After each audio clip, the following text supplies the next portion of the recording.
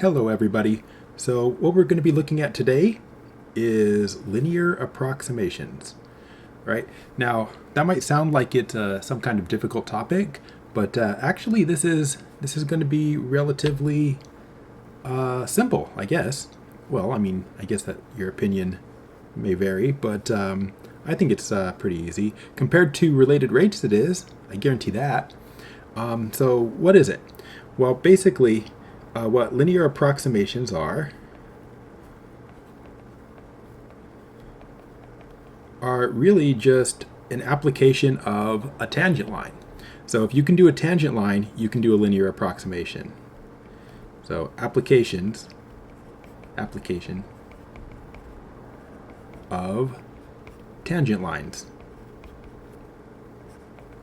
That's all it is. And so what good is that? Well, basically, here's the idea. Imagine you need to compute the value for a complicated function. So I should say complicated function, like what kind of functions? Let's say you want to do like f of x. No, I don't want to call them anything like that. Let's say you want to compute something like this. You want to compute the square root, square root of, let's say, oh, I don't know, could be anything. But let's say you have to do square root of 34 by hand. Or let's say you have to do the cosine of negative 0.12, something like that, by hand. Okay, you have to do that calculation and you have to do it by hand. So you don't get a calculator, nothing. Okay, by hand with no calculator, right? Like, where would you even start? Like, how are you going to do that? It's a pretty complicated thing to do. You wouldn't know how to start or go about it. And a good way to go about it is going to be linear approximation. You're not going to get the exact result with linear approximation, but you're going to get a very good approximation of what you're trying to calculate. So yeah, let's see how we do it. So what linear approximation does is, instead of with linear approximation, we'll learn how to compute a line that will approximate the function that we're trying to calculate.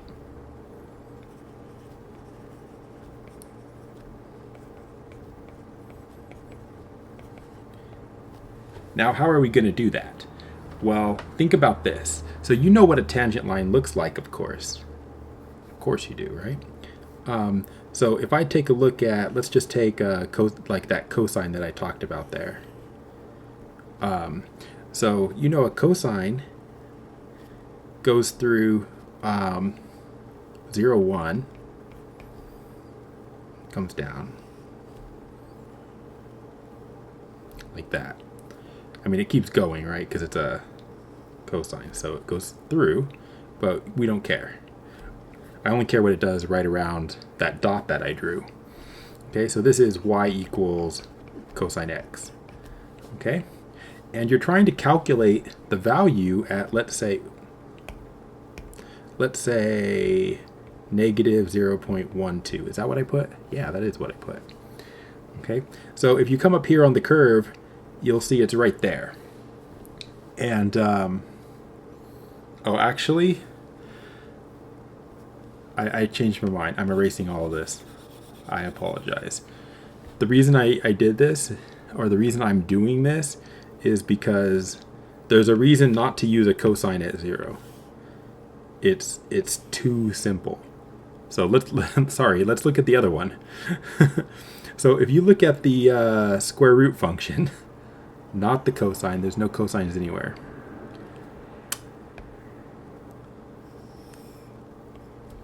So if you look at the square root function, it looks something like this. Okay? And so there's certain values that you know on here, right? Like, so you would know that, for example, if you plugged in a 36 into your cosine, right?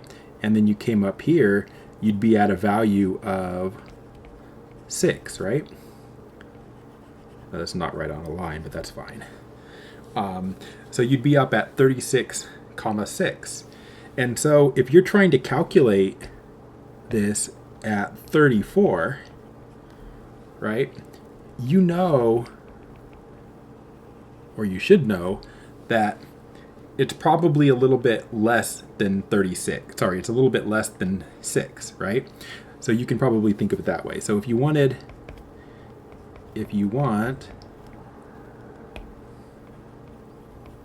the value of square root 34, you can guess that it's a little less than the square root of 36, which is 6. Does that make sense? I think that makes sense, right? So 34 is a little bit less than 36, so it's going to be a little bit less. So how big is it? 5.9, 5 point something, right? I don't know how big right now. So what is it?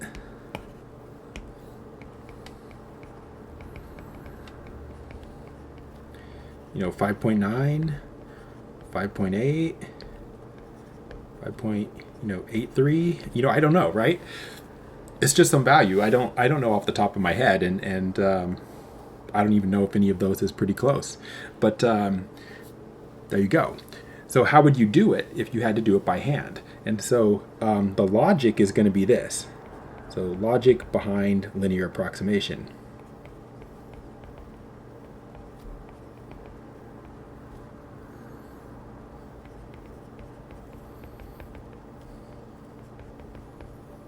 So what you would do is you would say, well, I don't know how to calculate the square root of 34, but I do know how to calculate the square root of 36.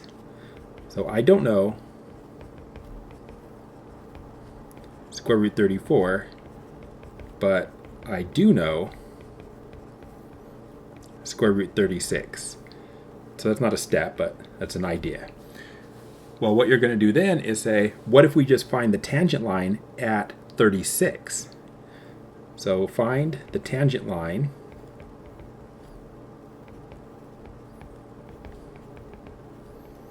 at x equals 36, which you know how to do. So where's the tangent line on this graph? So if you were trying to find the tangent line on this graph, it's hard to draw. Something like this, right? And it goes through that dot.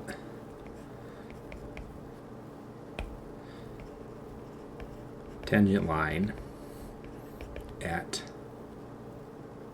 x equals 36. Now think about this though. Right here, no.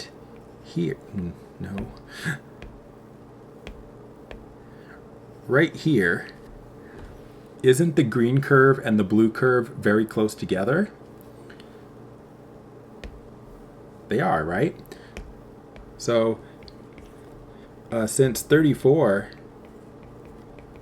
is close to 36, and the tangent line, which is the green curve in my picture, is close to the original curve, that's the blue one,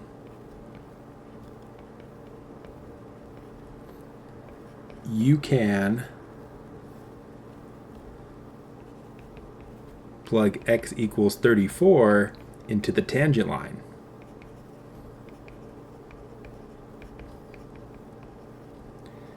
And get an approximation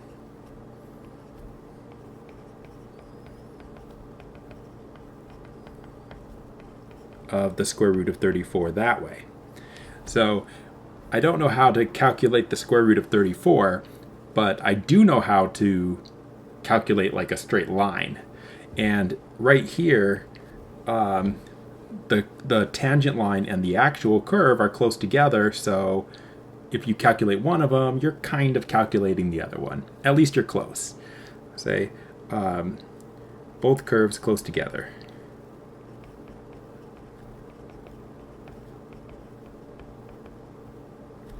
All right, and that's the idea behind it, okay? Now, you don't have to think all about this every time you do one of these problems, but this is where the logic is going to be coming from, okay? So the first thing I want is our definition here. So the definition is going to be the definition of the linear approximation. So the linear approximation, or linearization, it's often called, of f of x, I'm going to say at x equals a, is this. L of x equals f of a plus f prime of a, parentheses, x minus a. So that's a formula. And what's important to know about this formula is that it's really just the equation of the straight line. Yeah, so that's the definition. So that's what it is. And the reason you care, I guess, definition, this isn't really a definition, but it's a fact about this, is if x is close to a, then f of x is approximately equal to L of x. And this is why you can use it to approximate stuff. So like, this is what you are trying to calculate, what you want to calculate, right? Like square root 34, for example. And this is what's easy to calculate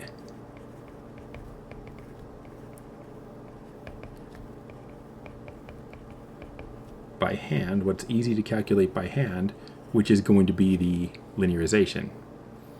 And so, yeah, so that's it. Now, we can derive this, the L of x, like real quick for you. You don't need it to do problems, but we can do it. So just let's just verify the formula for the linearization.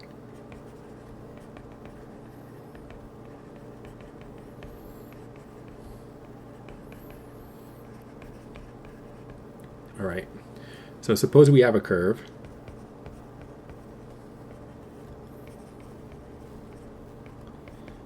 And the curve is y equals f of x. I don't know anything else about it. It's just y equals f of x. Okay, let's just calculate the tangent line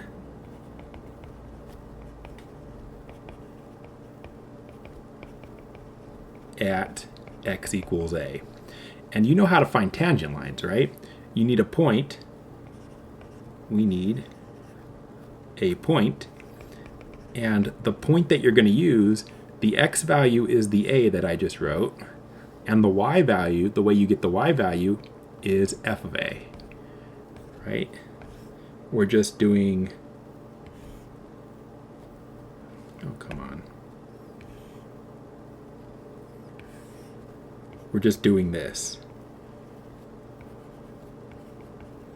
Okay, so there's your point. Okay, so we have the point, and you also need a slope. And the slope is given by the derivative, you know that.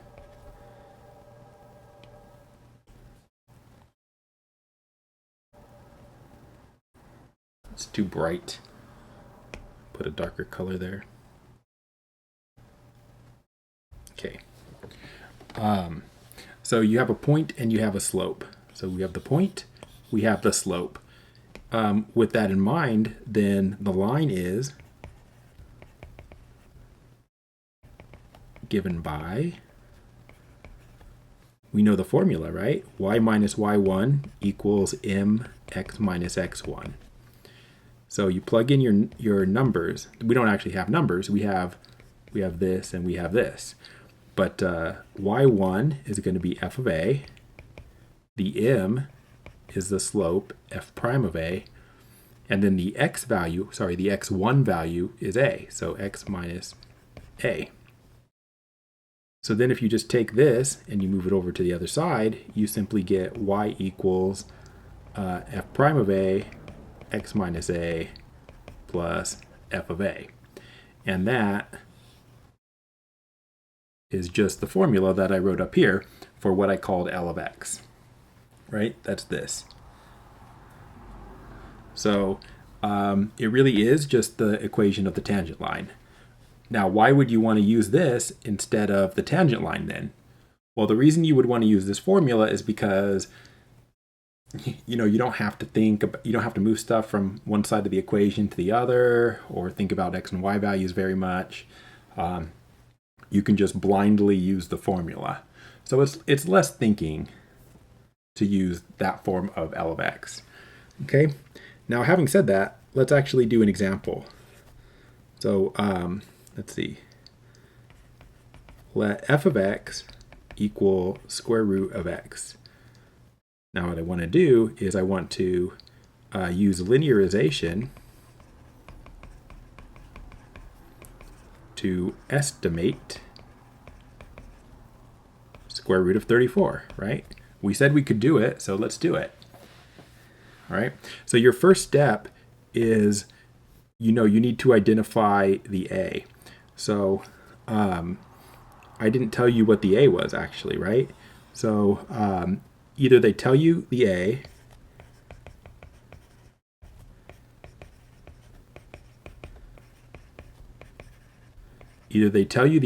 or you decide.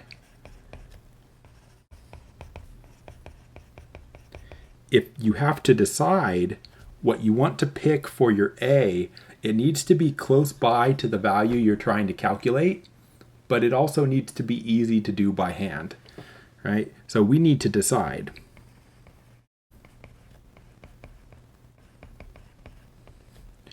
We want an a value, or I'll say x equals a, that is close by to the value we want to calculate,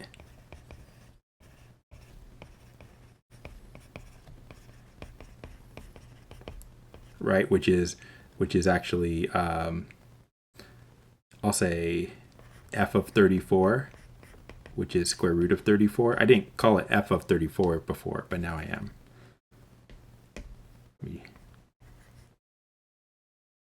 Right? We want it close by to 34, but it also needs to be very easy to calculate by hand.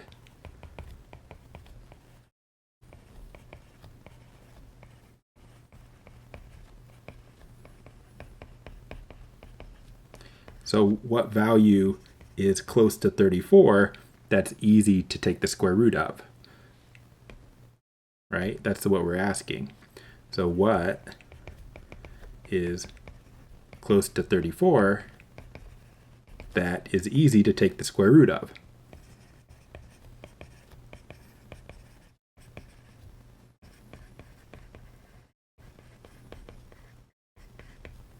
Of course, the answer is going to be 36, right?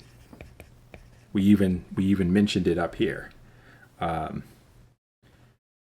here, right? You want the 36 because 36 is close by, but also you know what the square root of 36 is. The square root of 36 is 6. That's what makes this feasible to do by hand. Okay, so close to 34, that's easy to take the square root of 36. All right, now once you decide on that, now you just need to calculate the two things that you need for your formula. The formula requires you to know, or to find actually, f of a and f prime of a. So we need to calculate those. So find them. All right, so let's do that. So where's my f of x? F of x is the square root of x, right? So that's going to be easy to calculate f of a, right? A is 36. F of x is square root of x. So f of, come on, why you do this? F of a is actually just f of 36. F of 36 is the square root of 36. The square root of 36 is 6. Okay? You don't have to write that much to do it, but somehow f of a is 6. You need that number. All right, well, we also need f prime of a, the derivative at a. So f of x, it is the square root of x, but another way to write that is x to the 1/2, right? So if we have x to the 1/2, what is f prime of x? Well, you do the power rule. It is 1/2, bring the power down, 1/2 x, subtract 1 from the power, negative 1/2. We don't need a chain rule or anything for this one, so that's it. A nicer way to write that is like this. So that's my f prime. I don't need f prime of x, I need f prime of a. So f prime of a, well, that's f prime of 36. So that's 1 over 2 square root 36. Well, we know what that is too, right? 1 over 2 times square root of 36 is 6. So that is 1 over 12. All right.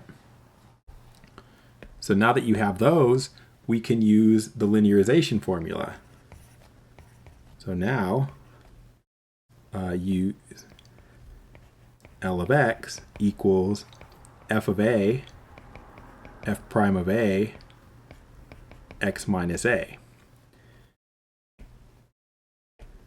So for us, that is L of x is f of 36, f prime of 36, x minus 36. So you put in the numbers. So I've got up here somewhere, I've got 6 is f of a. So f of a is, or sorry, f of 36 is 6. I should have highlighted this. So that's 6 plus, then we have f prime of 36, which is here. So that's 1 over 12, x minus 36. So this is L of x. Okay, that's your linearization.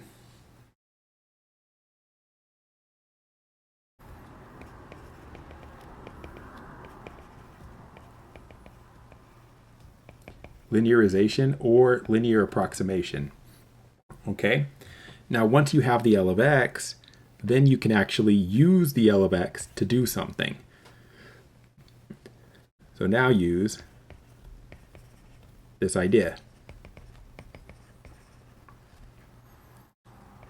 F of x is supposed to be approximately L of x. Okay, so for us, we want f of 34, right? So the square root of 34, which we know is f of 34, is approximately L of 34. And what's L of 34? L of 34 is just plugging a 34 into this, right? We're just plugging a 34 right in here for x, because this is L of x. So we have 6 plus 1 over 12, parentheses, 34 minus 36. So it's 6 plus 1 over 12 times negative 2. So it's 6 minus 2 over 12. So it's 6 minus a sixth. So as a fraction, you could write it as, 5 and 5/6. Or, as a mixed fraction, I guess it's 5 times 6 is 30 plus 5, 35 over 6. That's what it is. Let me grab a calculator. So you don't need it, like I actually did this, right? What we just discovered is this. The square root of 34 is approximately 35 over 6. And I did this with no calculator, right? This is just all by hand. So no calculator, all by hand.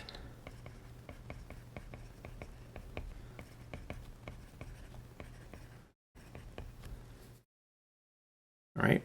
Is it good? Is it a good approximation? Is it close to the right answer?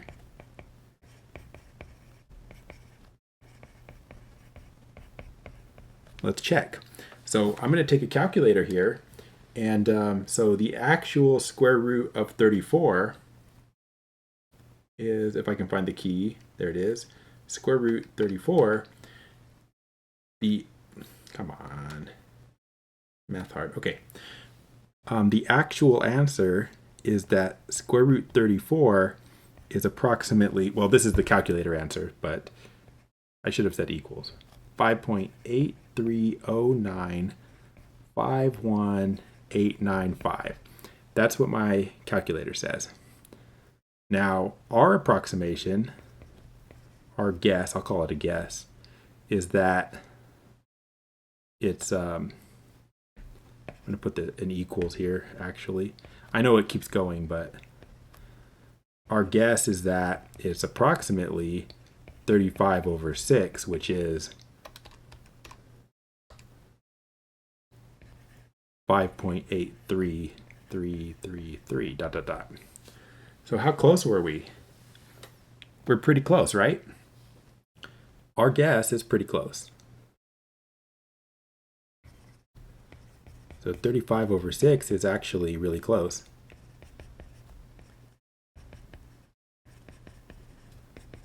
To the right answer.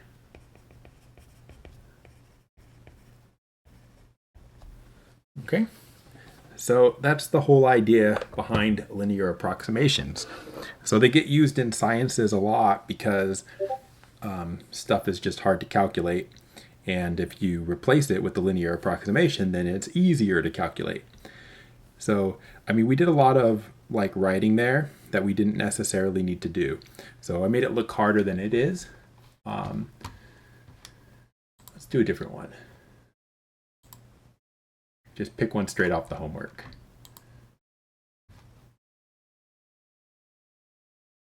Oh, fancy. Let's do this. So this one's going to be very close to the same.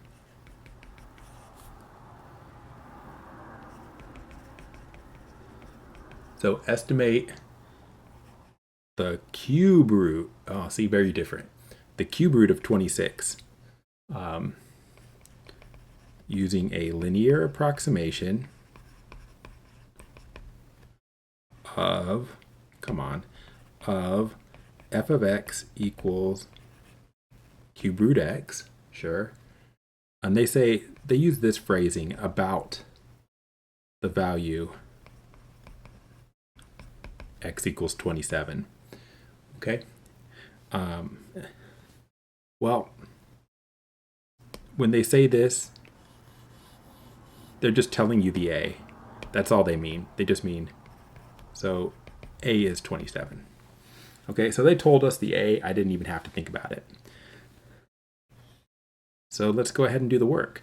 Now, we can do the work in a lot less space than we did on the other problem. So really all we need is, once you know what the a is, because they told us, we just need f of a and f prime of a. Really, we only need to find, we're going to need f of a, which is f of 27, and f prime of 27, right? That's your a. So let's do it. That's not too hard. So let's do f of 27 first. So f of 27 is, well, the cube root of 27. Now, hopefully you know that, or maybe you don't, But 27 is 3 cubed. So the cube root of 27 is just 3. All right, easy. Well, now we need the derivative. So we got to take a derivative. That's honestly the hardest part on these, is taking the derivative. So write your function this way if it's a root. Oh, that's not f prime, that's just f, sorry. Right? So we need to find the derivative.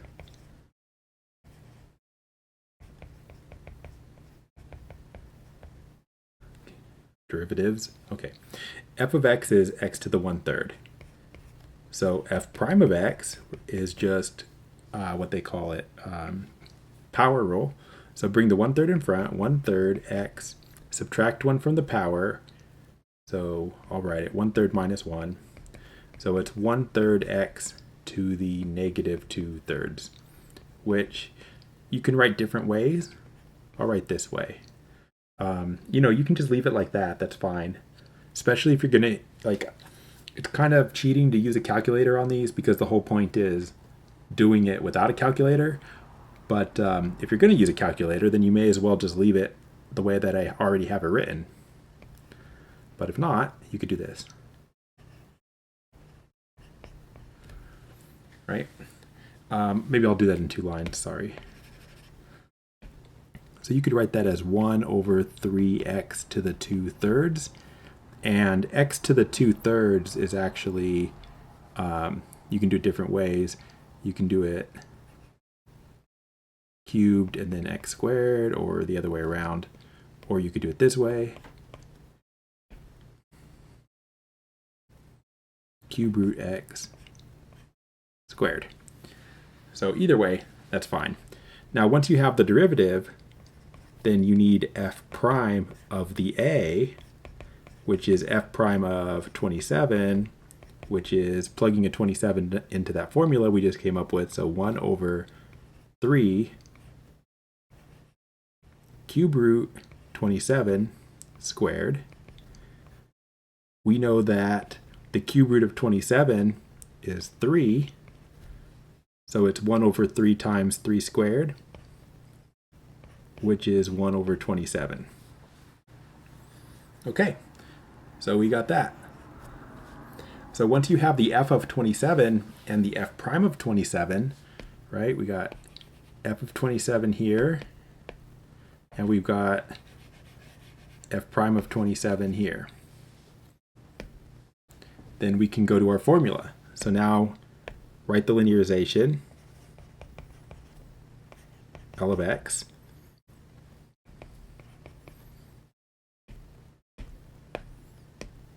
f of a, f prime of a, x minus a. So for us, that's L of x equals f of a. What was the f of a? 3. F prime of a, 1 over 27. And then x minus a is 27. There it is. What are we going to do with it? We're going to use it to compute square root 26, right? That's actually what they asked for, right? Remember? The whole point was we were supposed to be calculating that. Cube root 26.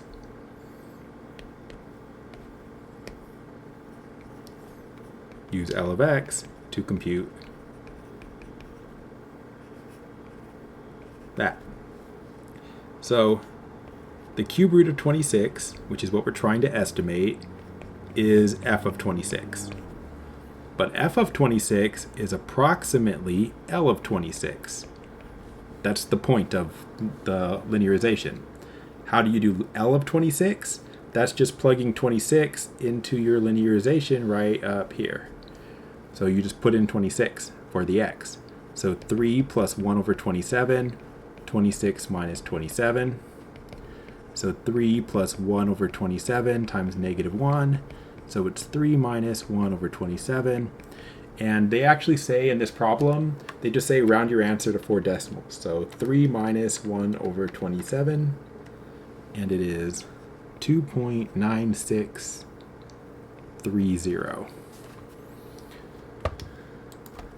2.9630. 30. Hit submit. Got it right because we're very smart. All right. Now just to check, now this is not part of the problem. This is just, because we want to know. Are we close to the real value?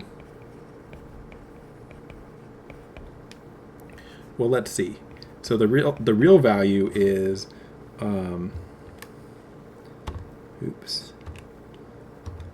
cube root of 26 is 2.9625.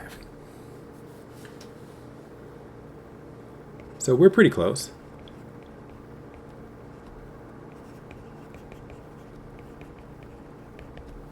And that's the point. We're pretty close, right? So this is your answer, but this is the real value. Okay, so again, the point is the thing that I got as my answer didn't actually require a calculator. Now, I did use a calculator, to get the 2.963, but, 3 minus 1 over 27, you could have said that that's 2 and 26 over 27, right? So I had the answer. I only needed a calculator because I wanted it in a decimal form. So really, I still did that without a calculator until I had to write my answer for the computer. Okay, so you've got a couple of those where it's a square root or a cube root.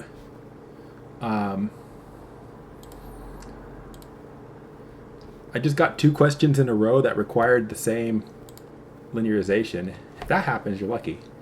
All right, let's do one more. So the only thing that's going to make these problems take a little bit longer for you is that on a lot of the problems, the derivative, or rather the function they give you, is like this. They'll give you, like, let f of x be 3x minus 9 over x plus 5.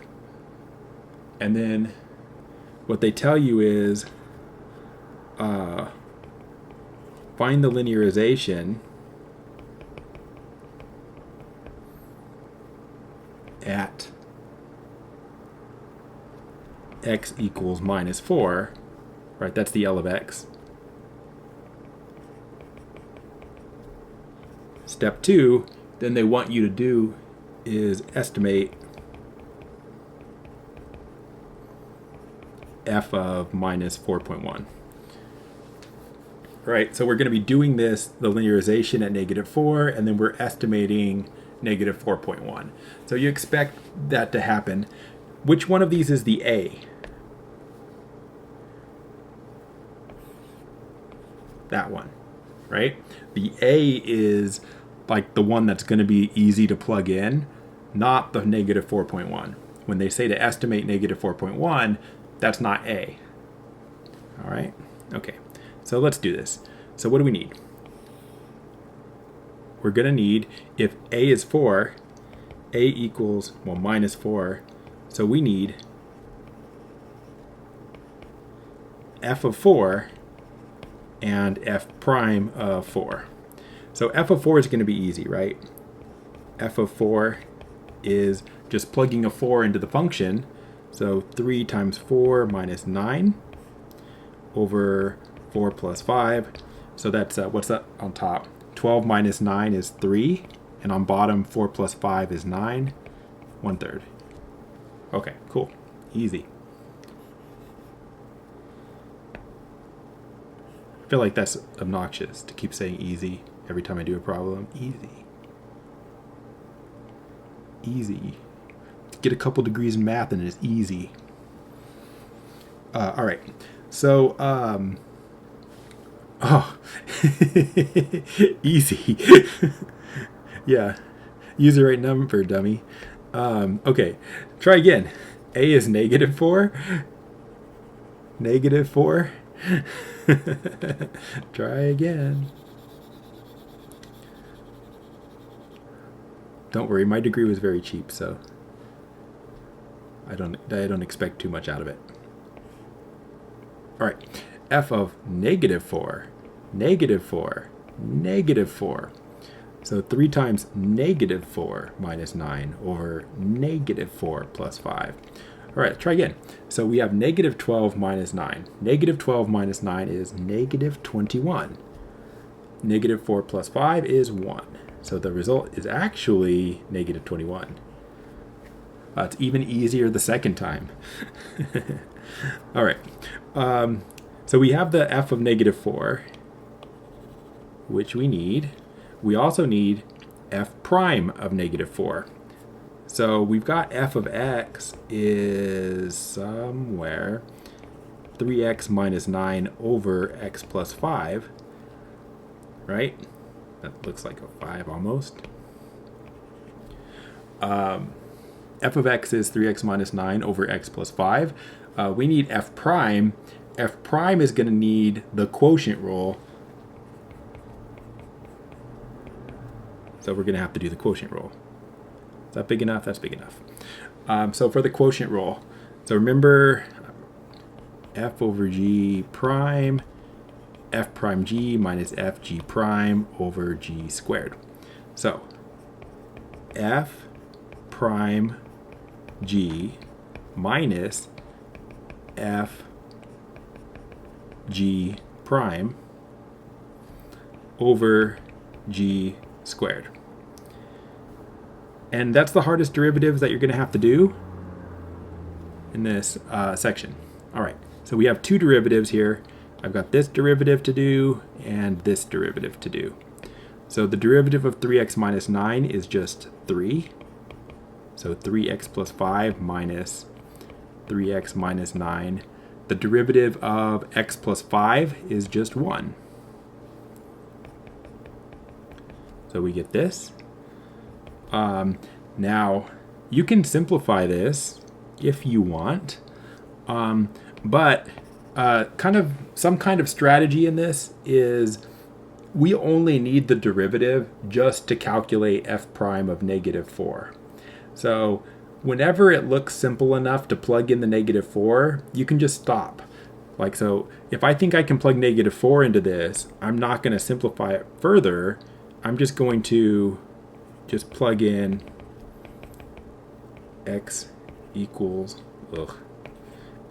negative 4. Right? That's fine. I could simplify it further, but I'm choosing not to at the moment, just to make a point. All right, so you could go like 3 negative 4 plus 5 minus 3 negative 4 minus 9. I don't need to write the 1 over, this was supposed to be squared. Negative 4 plus 5 squared. So we can work this out now. Negative 4 plus 5 is 1. 1 times 3 is 3. And then minus 3 times negative 4 is negative 12. Minus 9 is negative 21. Over 1 squared. So I've got 3 plus 21 is 24 over 1. So we get 24, hopefully. Okay, so we've got 24.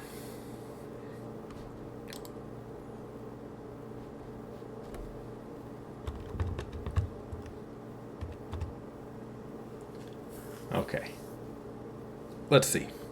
So we got what we got. Now once we have the f of negative 4 is 24, sorry, f prime of negative 4 is 24, then we should be able to write our linearization. So now L of x, right, we have the formula f of a, f prime of a, x minus a. So for us, what's the f of a? Negative 21.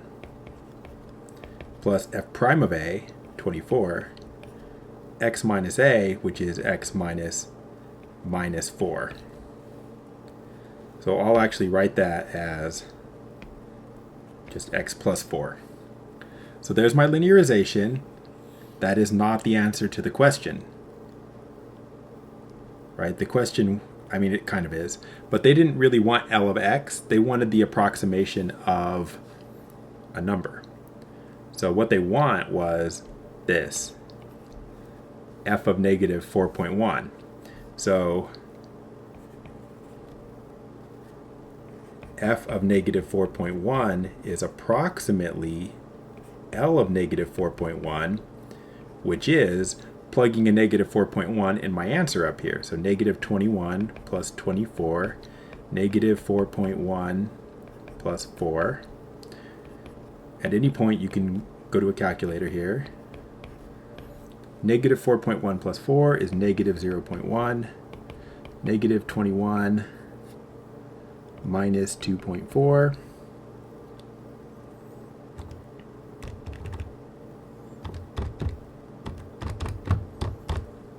Which is negative 23.4.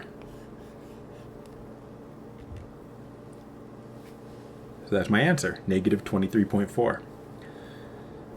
See, so as you get better at these, it takes up less space, although I still took up a giant amount of space. But there you go. So it all boils down to, figure out the A, find the L of x,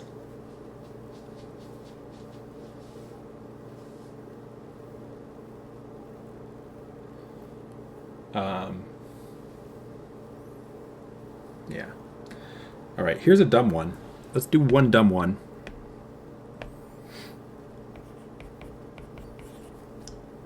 And I think that'll probably be it because we're 46 minutes in. So f of x equals cosine x. Sure. They want the linearization.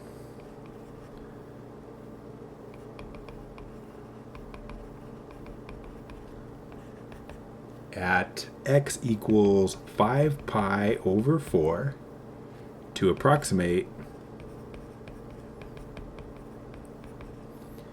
And this is where it's dumb. Cosine 222 degrees.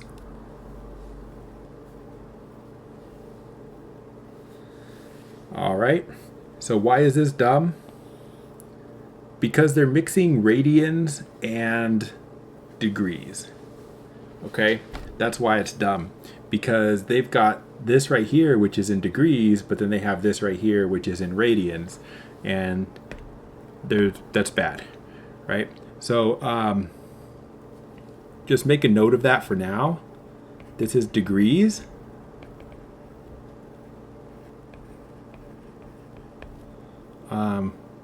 We need to fix that at some point.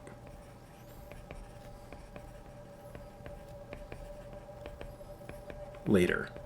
We don't need to do it right now, but we do before we get our answer. All right, so let's go ahead and do our linearization. So this is the A, right? We know A is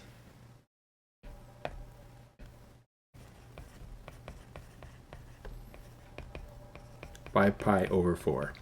So we need, find f of 5 pi over 4 and f prime of 5 pi over 4. Okay, now you can use the unit circle for this. So when I'm doing f of 5 pi over 4, that's the first one we need, right? F of 5 pi over 4 is going to be simply, the function is cosine, so cosine 5 pi over 4. So you need to evaluate that. Use the unit circle or use a calculator. But if you use a calculator, you need a calculator that is going to do it with an exact answer, not one that is going to that's going to give you a decimal approximation. So 5 pi over 4 is down here on the unit circle.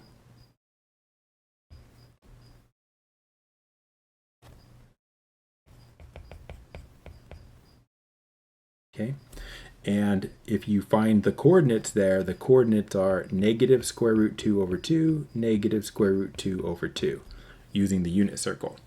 So this is negative square root 2 over 2. It would have been perfectly fine to go to like Wolfram Alpha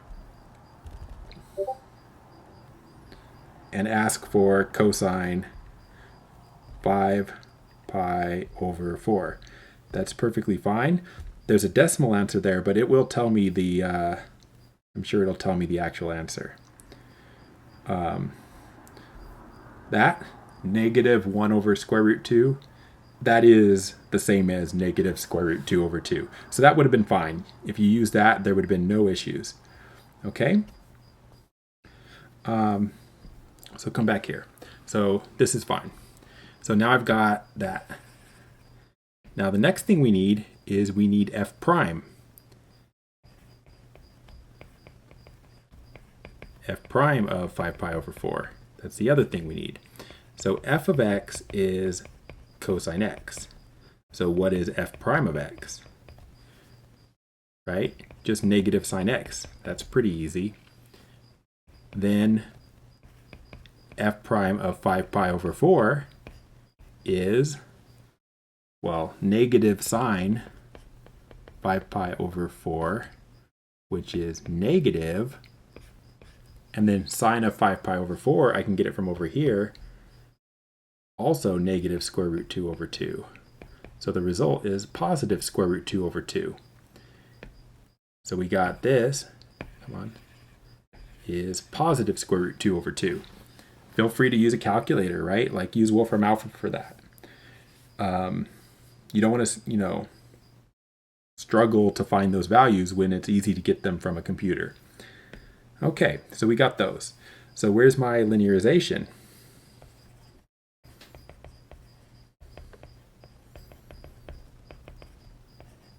L of x, I'm going to write it again, f of a plus f prime of a, x minus a. So for us, f of a is negative square root 2 over 2. F prime of a is positive square root 2 over 2.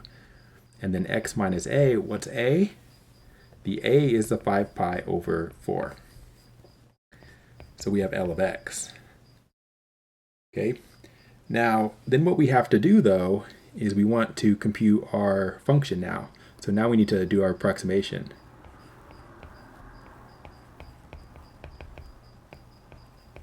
Approximate, what was it? Cosine of, was it 222? I think it's 222. Yeah, 222. Okay, so the problem is we can't use this. We need it in radians.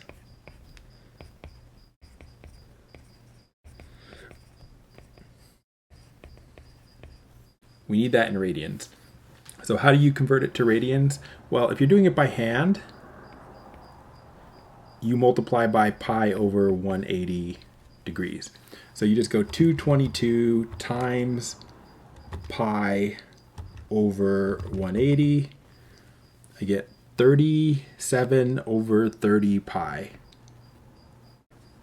What was that? How far did we scroll? Okay, not that far. So that is 37 over 30 pi. All right, so we have 37 over 30 pi. And that's approximately plugging 37 over 30 pi into my formula up there.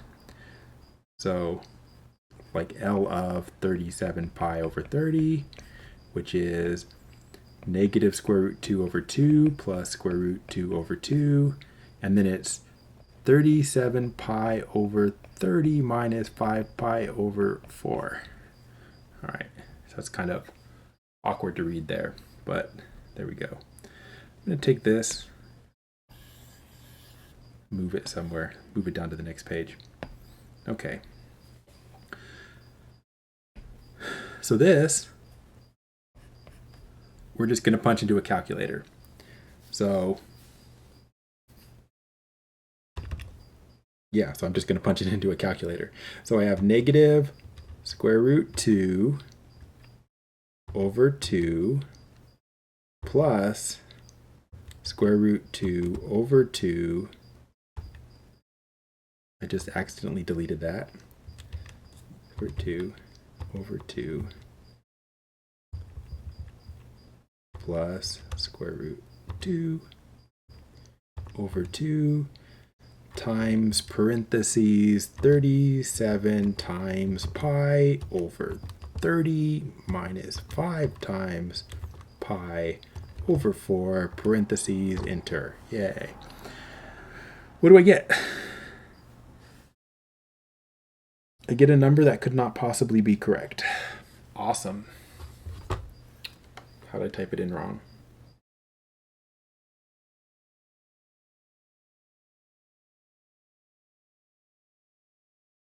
Oh. Times.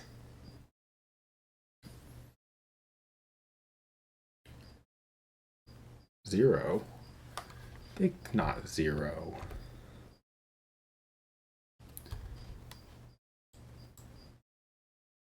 Yeah. Oh, okay. Yeah, sorry. I'm reading the wrong place on my calculator. Negative 0.7441. Okay. That's the answer. Hardest part is typing it into the calculator. Okay. Now, I did type this all in at once, and the reason I typed this all in at once into my calculator is because I don't want to round intermediate calculations because I don't want to have a rounding error there. Like, what if I screwed up and I had like a 2 instead of a 1 at the end? Then I would have done the entire problem correct and still gotten the wrong answer. If you use a calculator, like this kind of calculator, this is how I should have done it. Right? I can go negative square root 2 over 2 plus square root 2 over 2 times parentheses 37 times pi over 30 minus 5 times pi over 4 parentheses enter. So yeah, so I typed it all in at once. I have never seen an ad in a calculator before. Go away. All right. Anyway, we have the answer. So that's that. Now, if you didn't want to convert this to radians by hand, something you could have done is, again, that's a good place to use Wolfram Alpha, just to come here, and you could have just gone 222 degrees in radians. And then 37 pi over 30 is what you would want. Okay? Okay. So I think that's it for this lecture. I think we've seen everything it has to offer. Just going to double check real quick, and we'll see.